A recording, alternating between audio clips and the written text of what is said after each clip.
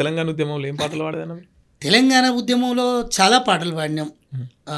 ఒకటి పాడండి తెలంగాణ ఉద్యమం పాట.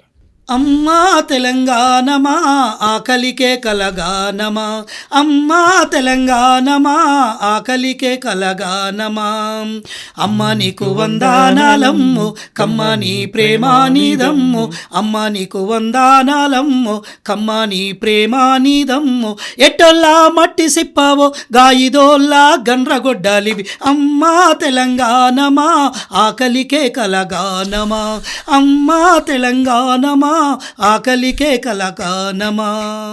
గద్దరన్న మీద అంటే నాకు వచ్చినట్టు థాట్ ఏమంటే గద్దరన్న మీద కూడా నేను గద్దరన్నకు ఇన్స్పైర్ అయ్యి కూడా గద్దరన్న మీద పాటలు రాసిన. చనిపోయిన తర్వాత రాసిన.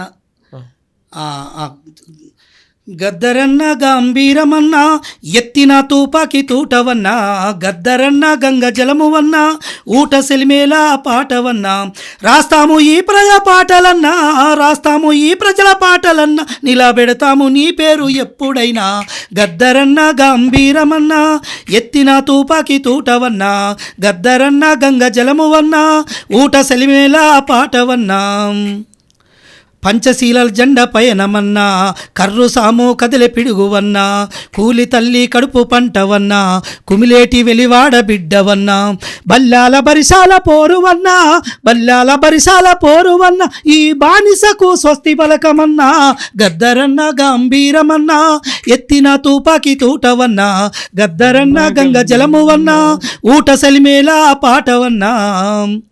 అట్లా గద్దరన్న మీద కూడా ఈ పాట రాయడం జరిగింది. గద్దరన్నతో మీరు కలిసి పనిచేసినా? గద్దరన్నతో కలిసి పనిచేసినాం. గద్దరన్నను దాదాపు 2005లో మా ఊరికి తీసుకుపోయినాం. గద్దరన్న మీద తోట దిగి ఉంది, గద్దరన్న మీద నిఘా ఉంది. కనీసం గద్దరన్నను బయటికి రానిచ్చే పొజిషన్ లేదు. ఎన్ను పూసలో ఎప్పుడైతే తోట దిగిందో అయినా పర్వాలేదు అనుకొని నేను ఒక కార్యక్రమం పెట్టుకున్న. కార్యక్రమానికి ఆర్డర్ కావాలి గద్దరన్న కావాలంటే గద్దరన్న వచ్చే పరిస్థితి లేదు అని నాకు చెప్తున్నారు. ఎందుకంటే అప్పుడే ఆ గద్దరన్న మీద కాల్పులు జరిగినాయి. అన్న అప్పుడే ఏది హాస్పిటల్ నుంచి డిశ్చార్జ్ అయ్యి వచ్చిండు. ఆ తరుణమే మా ఊరికి రావాలి, కానీ గద్దరన్న బయటికి వెళ్ళొద్దు అనేది ఒక ఆంక్ష. అప్పుడే అయినా పర్వాలేదు కానీ గద్దరన్న నా ఈ ఊరికి రావాలి, గద్దరన్న అడుగులు మా ఊరిలో మోపాలి, ఆయన అడుగు మోపాలి నా ఊరిలో అనేది ఒక సిద్ధాంతం పెట్టుకొని ఒక ప్రోగ్రాం పెట్టిన నేను అన్నాడు.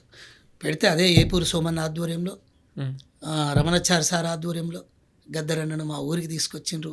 ఏ విలేకరులకు తెలియకుండా ఎవరికి తెలియకుండా నాకు తీసుకొచ్చి నేను ఏదైతే ప్రోగ్రాం పెట్టినా బడి దగ్గర నీ గద్దరన్న వచ్చిండి, ఇక పర్వాలేదు యాదగిరి.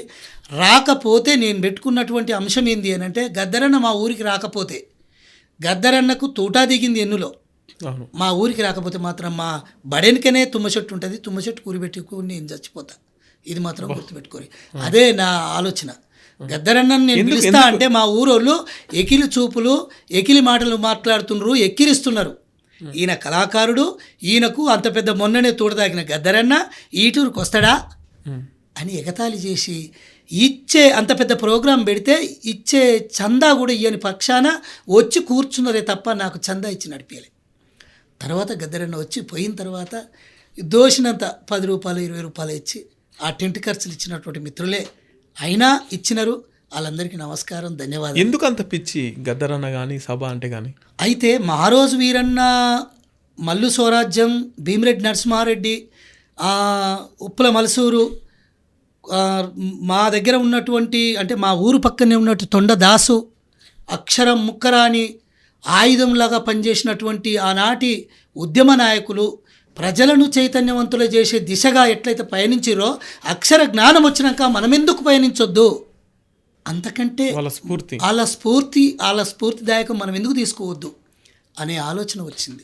అందుకే ఆ పట్టుదలగానే తుంగతుర్తి నియోజకవర్గం ఈటూరు గ్రామం, మా తుంగతుర్తి మహారోజు వీరన్న, మల్లు స్వరాజ్యం, భీమిరెడ్డి నరసింహారెడ్డి, అంతకంటే ముందులో పుట్టినటువంటి వ్యక్తి నాగెళ్ళ యాదగిరి అని, బండి యాదగిరి పుట్టినటువంటి గడ్డన పుట్టినటువంటి బిడ్డలుగా ఆ ఆలోచన వచ్చింది.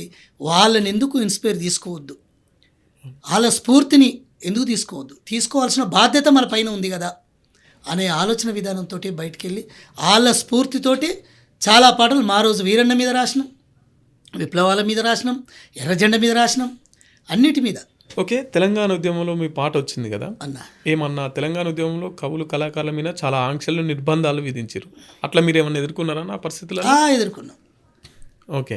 సోమన్న ఎదుర్కొన్న ప్రతిదాన్ని నేను ఎదుర్కొన్నట్టే ఆ పక్కనే యాదగిరి ఉన్నాడు కాబట్టి ఉమ్, ఉమ్. తెలంగాణ ఉద్యమంలో. ఓకే.